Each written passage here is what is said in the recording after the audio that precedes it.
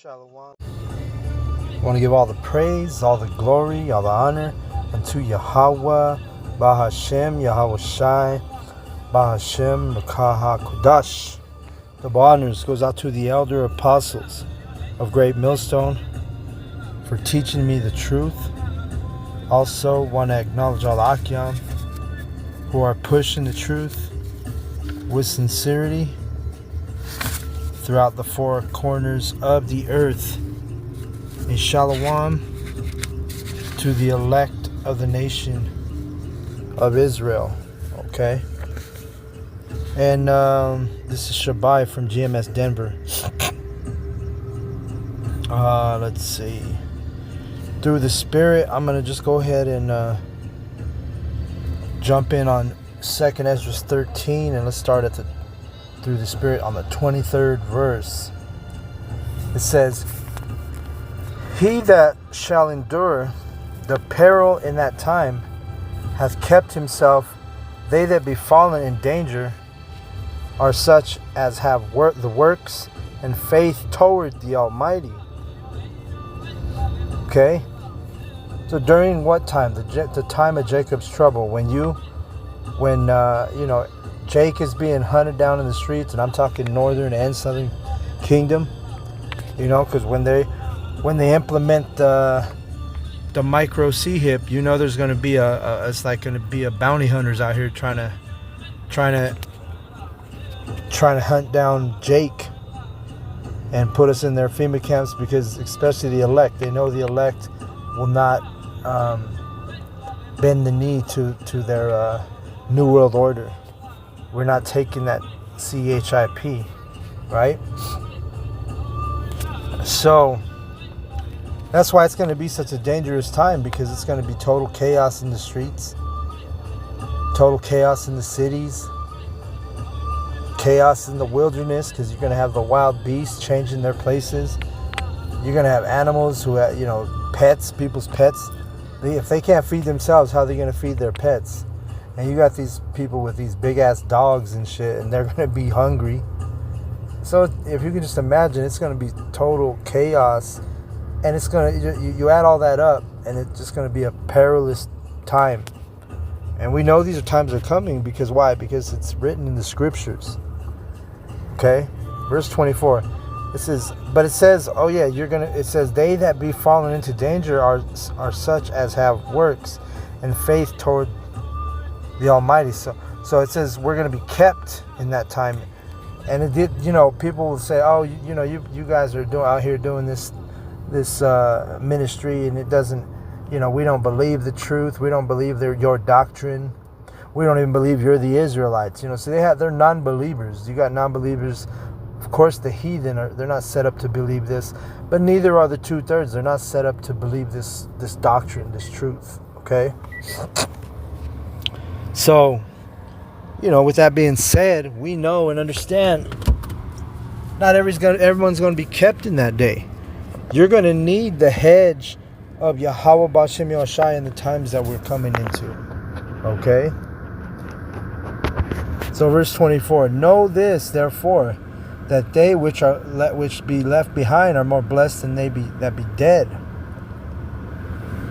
This is the vision of the meaning of the vision, whereas thou sawest a man coming up from the midst of the sea. The same is he whom the Most High, the highest, hath kept a great season, which by his own self shall deliver his creature, and it shall order them that are left behind. And Christians, they get this, they start thinking about the rapture when it comes to these scriptures. It's not like that. There's not going to be 7 years of tribulation, and then and I don't even really know their philosophy on that part, but I just know that they always talk about with the rapture and those left behind, but that's not what it is. Those pagan Christians that go into that rapture doctrine. First of all, the word rapture is not in the scriptures. Okay. You're never going to find that in the scripture. It says in verse 27, and whereas thou sawest that out of his mouth there came as a blast of wind and a fire and a storm, And he that held neither sword nor any instrument of war, but that the rushing in of him destroyed the whole multitude that came to subdue him. This is the interpretation, so it's going to give us the breakdown. Behold, the days come when the Most High will deliver them that are upon the earth. Okay, and it's going to be during that time of great tribulation. Okay, you go to Jeremiah 30 and verse 7. It says, Alas, for that day is great, so that none is like it. It is even the time of Jacob's trouble, but he shall be saved out of it. So the descendants of Jacob that are going to be saved out of it is the remnant, the 1/3, the elect. Not all the tribes not all the people of the tribes of Israel are going to be saved, because you have 2/3 are people who don't take heed to this doctrine, to this truth. So they're set up to die as the heathen. Okay? So when it says, the Most High is going to deliver them that are upon the earth, that statement is reserved unto the elect of the nation of Israel. Okay? So 13 and 30, it says, And he shall come to the astonishment of them that dwell on the earth. Yeah, because the people are going to be surprised when Yahweh B'Shem Yahushai visits the earth, when Yahushai cracks the clouds, and they're expecting Cesare Borgia to be in the sky. It's going to be I always like to say it's like the biggest catfish of all time. Because they're expecting a white Cesare Borgia Messiah, but those who refuse to believe, refuse to receive the truth, they're going to be surprised when it's a so-called big-ass so-called black man standing on top of a chariot. That's going to come to their astonishment. All right, verse 31. And one shall undertake to fight against another, one city against another, one place against another, and one people against another, and one realm against another. So this is what that heavenly battle is about, man. It's different realms. It's not just the kingdom and the people. I'm sorry. It's not just the nations and the people. It's going to be another realm, because you're going to have, the dimension of the spiritual realm, which that's going to be Yahweh B'Shem Yahushai. The chariots, those are spirits, ministering spirits, well, it tells you. Let's get it in Psalm 104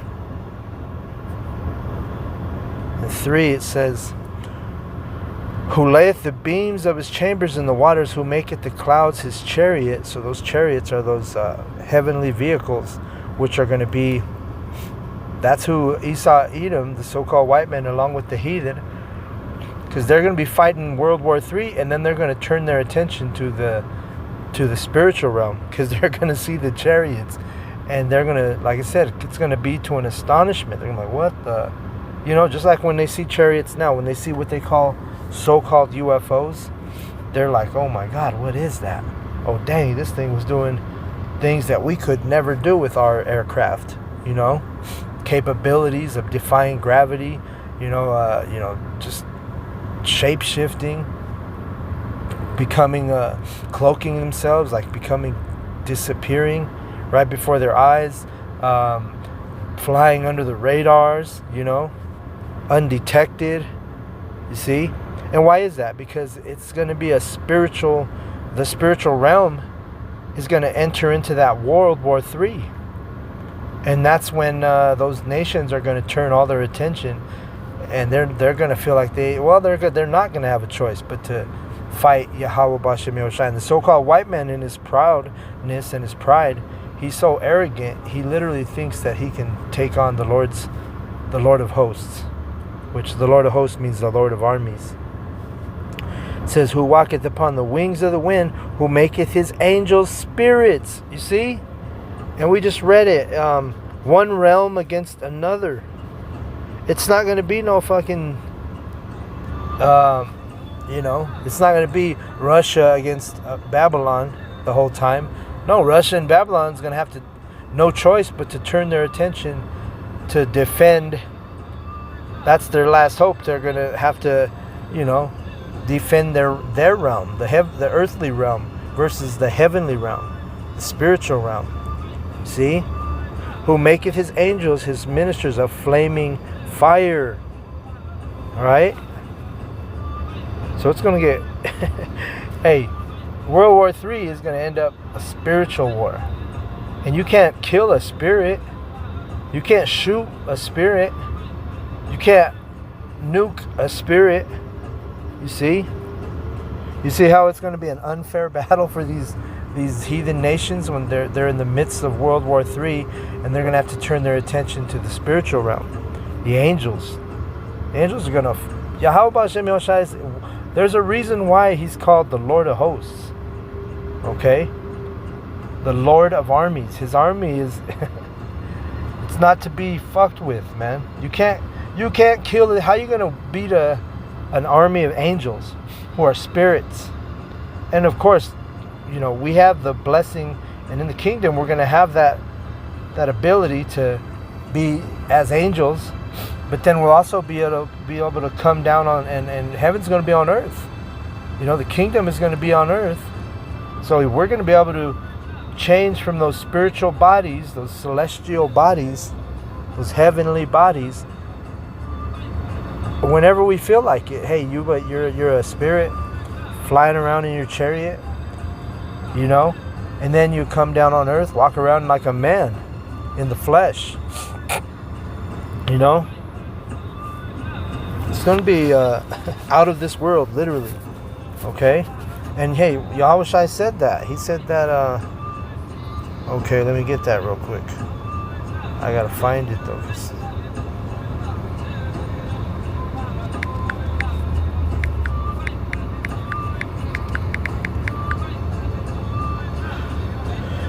All right, John 17. Let's go there. John 17 and 16. We'll go to John 17 and start at 16. John 17 and 16. It says, well, let me see if I can go back. Because John 17, it's talking about his servants, the prophets. Yahweh Shai is basically praying for us. He's praying for the 144,000 and the elect that's going to attach and cleave to his teachers, his servants. But it says, and now I come to thee, and these things I speak in the world, that they might have my joy fulfilled in themselves. I have given them thy word, right? That's why we have this understanding, because Yahweh Shai, right? Revelation, was it 5? Is it 5 or 7? Okay, but it's 5, I believe, where Yahweh Shai is the one who's worthy to loosen the seals, so that his men can have the understanding of this Bible. Because if he didn't do that, if he didn't loosen those seals in Revelation 5, then we still would be sitting here in pagan Christianity with no understanding on these scriptures. Excuse me. But it says, that's why it says, I have given them thy word, and the world had hated them, because they are not of the world, even as I am not of the world. Okay? So what does he mean by that? He's talking about that spiritual realm. Our flesh is a burden. It's holding us back right now. But when we get those, when Yahweh Hashem Yoshai, delivers us, and then we get those heavenly bodies, everybody's going to know we're not of this world. We're literally out of this world, right? Because why? We're going to have that ability to shapeshift. We're going to be able to become an angel, a minister, a ministering spirit, and then be able to change into come back to our earthly body, our terrestrial body, because we have celestial bodies and terrestrial bodies, and they're different. It talks about that in 1 Corinthians, the 15th chapter, But we're not of this world. We're from the spiritual realm. And when we get those new bodies, hey, we're going to join forces with Yahweh Hashem Yoshai and the angels, And it's going to be an all-out ass whooping on the heathen and the 2/3. You know? So let's go back to 2nd Esdras. 13. Where am I at? 13 and... Where are we at? 31. And let's read that again. It says, "And one shall undertake to fight against another, one city against another, one place against another, one people against another, one realm against another." So that's that realm we're talking about, that heavenly realm versus the earthly realm. And there's no, it's not a fair fight, you know. It's like, you know how they say you took a knife to a gunfight? It's going to be even worse than that. Because at least if you have a knife and somebody has a gun, you have a very small chance to win that fight, right? If you're the one wielding the knife, right? But this is going to be even more of a disadvantage. A spiritual realm versus the earthly realm. It's not even close. Because again, you can't kill a spirit. How do you kill a spirit? Right? Yahweh B'Shem Yoshai is all the almighty powers in the not just the earth, but the heavenly, the spiritual realm. Okay? Verse 32. "And the time shall be when these things shall come to pass, and the sign shall happen which I showed thee before, and then shall my son be declared, whom thou sawest as a man ascending." Okay?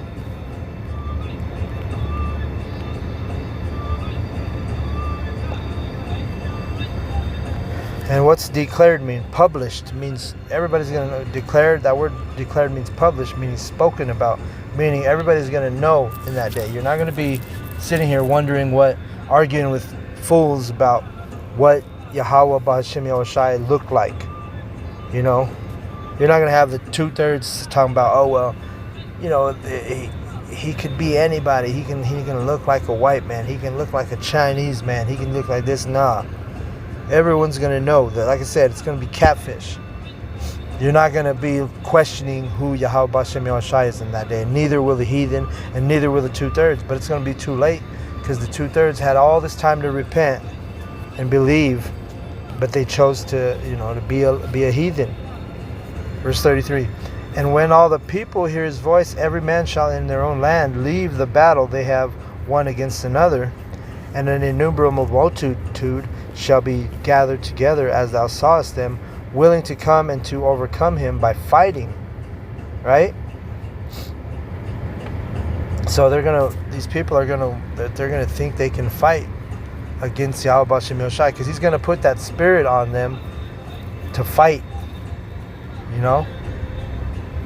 "But he shall stand upon the top of Mount Sion, and Sion shall come and shall be shewed to all men, being prepared and builded, like as thou sawest the hill graven without hands." Okay?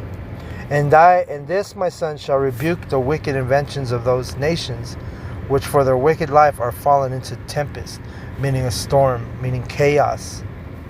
Okay? They believe all those false idols. They build them up. Like it talks about that in the scriptures, how the wicked one, he builds up an idol. He carves out a graven image, and then he gets on his knees and he worships the idol that he created, which that don't make no damn sense, right? So that's why there's so much chaos. And if you don't have foundation of Yahweh B'Shem Yoshai in your heart and your spirit, you have you have nothing, man. You're not going to be able to stand in that day. Let's see. Let me turn the page here. It says, "And shall lay before their evil thoughts and torments wherewith they shall begin to be tormented, which are like unto a flame, and he shall destroy them without labor, by the law which is like unto fire." Okay? So all the people on the planet Earth, the masses of the people, that are not part of the elect, they're going to be tormented. And you get tormented in your mind, and that's pretty much worse than being tormented like if somebody was physically tormenting you or torturing you. Your mind is so powerful, man. If you're, I see people right now going through torments and their mind is being weakened and being tormented. And it's like you feel bad for somebody like, well, you don't always feel bad, but I would rather, like the scripture speaks about that, give me not the plague of the mind or the wickedness of a woman, because the plague of the mind, man, that's if your mind is tormented, that's when people bug out. And the Most High has the ability to torment people's minds. And if he chooses to torment your mind, man, oh man, who can deliver you from that? Sometimes people are so tormented, like a man, let's say for instance, the Most High, Yahweh, is tormenting him in his mind. And sometimes not even a beautiful woman can help with situations like that. Nothing can help you when your mind is being tormented. It's like the worst situation to be a part of is the torment of the mind, or the plague of the mind, right? It says, let's see, and shall lay before them their thoughts, evil thoughts, and meaning bad times, thoughts of bad times, and torments wherein they shall begin to be tormented, which are like unto a flame, and he shall destroy them without labor by the law, which is like unto me. Right, so they don't, of course, the 2/3 in the heathen, they don't have no desire to keep the laws or to know the laws or to reverence the laws of Yahweh B'Shem Yahushai. So in that day when all these torments are coming, those who have just kicked the law of Yahweh B'Shem Yahushai to the curb, he's going to bring you torment, because guess what? The law, we know the law, it brings forward life. So, but if you're never keeping the laws, it's the opposite. It's like the transgression of the law is sin, right? Which sin, what does sin bring? Sin brings forth death. So it's a heavy, heavy thing, man. If you're not in the fold of Yahweh B'Shem Yahushai, and you don't have the ability, he didn't set you up to receive this truth, receive this knowledge, or to, put some at least put some, like we always say, keep the laws to your best of your ability. If you're not doing that and you're just disregarding all the laws of Yahweh B'Shem Yahushai as an Israelite, then guess what? Go ahead. Good luck with your torment of your mind. It's not going to be something that Ezra, he said, I wouldn't, that's like the worst thing, man. Your mind being tormented. And as I speak right now, I see that happen with somebody close to me. Their mind is being tormented. And I don't know if this person close to me is part of the elect, because I shared Yahweh B'Shem Yahushai with this person. And, if you're being tormented, a person of the elect, your spirit is right away going to take you to your power. You're going to start reverencing your power. You're going to start praying to your power, Yahweh B'Shem Yahushai. Or not.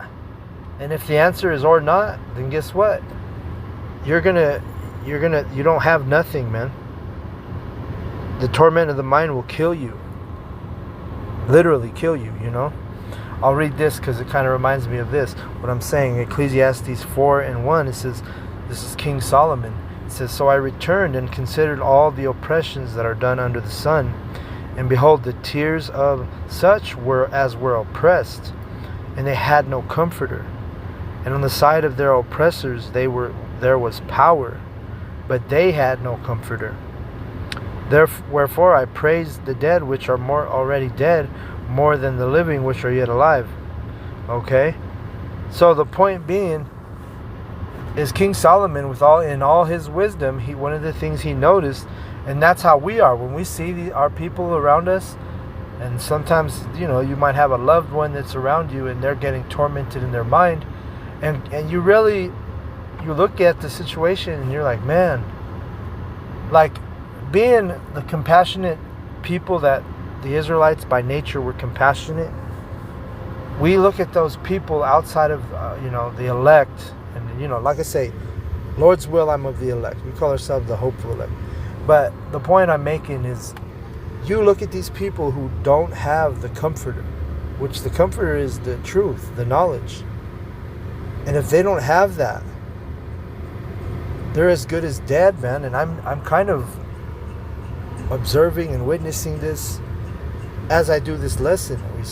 Somebody in my family is being tormented in their mind, and I can see how that is destroying this person. And it's not me to choose who's the elect. Brothers, we're not the ones who can choose or say, hey, yeah, you're the elect. We can see the spirit of the elect. It shows signs. We are discerners of spirits. You can have an idea if somebody's of the elect, but hey, sometimes that's where this truth and this knowledge, it gets like there's no lying in this. It's very black and white. There's no gray areas. So if you see a tormented person and you see that they're being tormented greatly in their mind and in their spirit, and you don't see them, falling back on Yahweh B'Shem Yahushai, the conclusion you can come to is maybe that's not the elect. If somebody gives into depression, or they let that spirit of a suicidal spirit come on them, at the end of the day, we know who put that spirit on them. And then you got to know, hey, if you don't have that comforter, because King Solomon, he's right here, he's like, man, I saw the people getting oppressed, and they didn't have no comforter. The thing about the elect is we have a comforter. We get oppressed. We go through trials. We go through tribulations. But if you're of the elect, this truth is going to benefit you. It's going to keep your foundation strong. Even if you're going through hell, catching hell. Because sometimes we know as the elect, we got to catch hell. But if you're not of the elect, man, it is nothing the brothers can do, nothing the elect can do, the hopeful elect. Everything's preordained, So if you succumb and fall to that torment of the mind and that's torment of the spirit, and you have no comforter, that's what King Solomon was observing. He's like, man, I'm noticing people that they're getting oppressed, but what does the oppressed do when they're also not only are they being oppressed, but they're not a believer? They don't have the faith in Yahweh B'Hashem Yahushai. What do? There's no remedy. See? So with that, I'm going to give all the praise, all the glory, all the honor unto Yahweh B'Hashem Yahushai B'Hashem Ka Kudash. Double honors goes out to the elder apostles of Great Millstone for teaching me the truth. Also want to acknowledge Al-Akyam, who are pushing the truth with sincerity throughout the four corners of your Shalom to the elect.